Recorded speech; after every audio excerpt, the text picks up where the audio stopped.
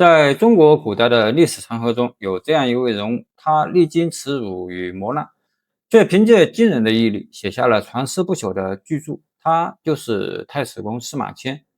司马迁出生于夏阳（今陕西韩城），父亲司马谈曾任太史令。很小的时候，司马迁就随着父亲来到长安，在父亲的教导下读书。司马迁读书非常认真，每一本书都要看好几遍才放下。遇到看不懂的地方，他就刻苦钻研，或者请教长辈，不弄清楚不罢休。到了20岁，单一的阅读已经不能满足司马迁的求知欲了。他决定周游全国，收集各地资料，进一步丰富自己的阅史。司马迁去过浙江会稽郡，看到了传说中大禹召集部落首领开会的地方。来到长沙，站在汨罗江边，缅怀爱国诗人屈原。在山东曲阜看到了孔子讲学的遗址，又在沛县百姓的叙说中得到了很多关于汉高祖刘邦起义的事情。司马迁游历了很多地方，认真记录下每个地方的名人和发生过的重大事情。无形中，他的阅历得到了增长，也获得了不少书本上学不到的知识，作为他以后的写作打下了坚实的基础。回到长安后，司马迁被汉武帝封为郎中官，多次随汉武帝外出巡游，后来又被武帝派去出使云南、贵州、四川等地，视察当地的民情，途中又收集了不少第一手资料。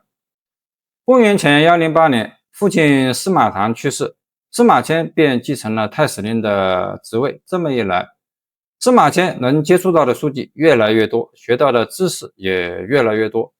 经过多年的积累和收集，司马迁决定把手中的资料整理编排，写一部从黄帝时代开始到汉武帝的时期为止的史书。在此之前，他先要完成太初历的制定。公元前104年，司马迁和天文学家邓平等人完成了太初历。随后，他便马不停蹄开始整理资料，编写史书。就在这个时候，一件事情改变了司马迁的处境。公元前99年，汉武帝派李广利率领3万人马和匈奴作战，结果被匈奴杀得片甲不留，将士们差不多都牺牲了，只有李广利死里逃生。李广的孙子李陵任军中的骑都尉，当时也一同出征匈奴。汉军主力被消灭后，李陵没有回到长安，而是带领着5000名步兵继续和匈奴对峙。单于也调集了3万骑兵，把李陵的骑兵团团围住。令匈奴没有想到的是，虽然李陵的骑兵人数不多，但凭借着出色的箭术和士兵们勇敢的作战能力，竟也杀死了5、6千名匈奴骑兵。单于不由得对李陵刮目相看，同时调集了更多的士兵来增援。单于原以为这下应该能够把李陵打败，料不到仍然是李陵占了上风。照这样坚持下去的话，匈奴必定会大败。可是李陵手下的一名将领出卖了他，这个将领把骑兵队内部的情况全部告诉给单于，还说汉朝不会派兵来增援李陵。单于听了后非常高兴，连忙命人对弓箭进行改造，集中兵力攻打李陵。在匈奴猛烈的进攻下，李陵和骑兵队寡不敌众，厮杀到最后只剩下400名士兵冲了出来。李陵则被匈奴活捉了。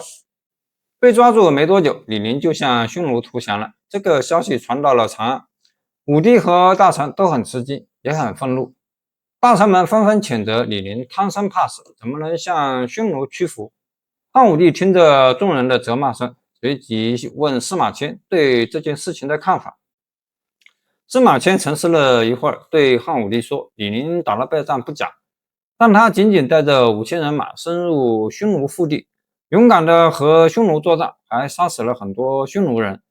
虽然他现在被俘虏了，还投了降，不过他的功绩是有目共睹的。李陵不是贪生怕死的人，他之所以选择投降，而不是以死效忠国家，一定有他的理由。我觉得他的投降是用来迷惑敌人的，他一定是想趁敌人不注意的时候再次反击。”武帝听了这番话，觉得司马迁表面上是在赞扬李陵，其实是讽刺李广利不顾剩余的军队，独自一人逃回长安。要知道，李广利是汉武帝最宠爱的一位妃子的哥哥。武帝认为司马迁故意偏袒有罪之人，反对朝廷，下令把他关进大牢，案子交给廷尉审理。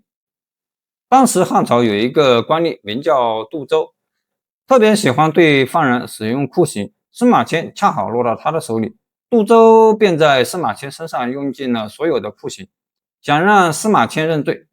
但是他的计谋没有成功，不管身体遭受怎样的痛苦，精神受到多么严重的摧残，司马迁始终没有为自己开脱一句话，只是在心里反复问着自己，难道我说出自己的想法也错了吗？作为一个国家的大臣，难道我不能把自己心中的真实想法说出来？汉武帝听到司马迁不肯认罪，干脆一直把他关在牢里。过了一段时间，突然传来李陵带领匈奴军队攻打汉军的消息。虽然不知道消息是不是真的，不过汉武帝认定这个消息没有错。愤怒的武帝下旨杀死了李陵全家，判司马迁处以腐刑。腐刑是一种特别残酷的刑罚，不但给受刑人造成难以磨灭的心理恐惧，被旁人耻笑，还会让受刑人的祖先蒙羞。司马迁心如死灰，身体残废了，官职也没有了，还有什么脸面见人呢？司马迁想到了死，可是自己的理想还没有完成，他又犹豫了。周文王在关押期间写出了《周易》，孔子周游列国时被困在陈蔡，后来写出了《春秋》。屈原在放逐途中写出了《离骚》，左丘明在失明的情况下写出了《国语》。孙膑被挖掉了膝盖骨，仍然坚持写出了兵法。一个人在经受磨难的时候，往往能释放出异乎于平常的能力，完成伟大的创举。想到这些，司马迁更加坚定了完成史书的念头。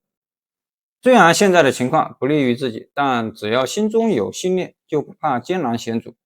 公元前96年，汉武帝改元太始，大赦天下。这时候司马迁已经50岁了。出狱后的司马迁重新被任命为中书令，很多人都不服气，认为他倚老卖老。司马迁一点也不在意别人恶意的言语，一心一意编写史书。公元前91年，司马迁终于完成了《史记》的编写和修改。《史记》分为130篇，包括12本纪、史表、8书、34家和40列传，共约52万字，是后代了解史前到汉武帝时期历史的重要途径，被称为实录信史，还被鲁迅先生誉为世家之绝唱，无韵之离骚，与后世的《资治通鉴》并称为史学双璧。史记详细记载了古代的一些著名人物的生平事迹以及重大的历史事件。司马迁对很多事情的看法和理解已经超越了当时社会的思想。例如，他在记述对农民起义领袖陈胜吴广的时候，就高度肯定了他们做出的贡献，对其他被压迫的社会下层人民也给予了深深的同情和叹息。史记中的人物描写和情节描述的语言生动活泼，塑造的人物形象鲜活，司马迁也因此被后世尊称为史迁、史圣，而且和司马相如合称为西汉文章两司马。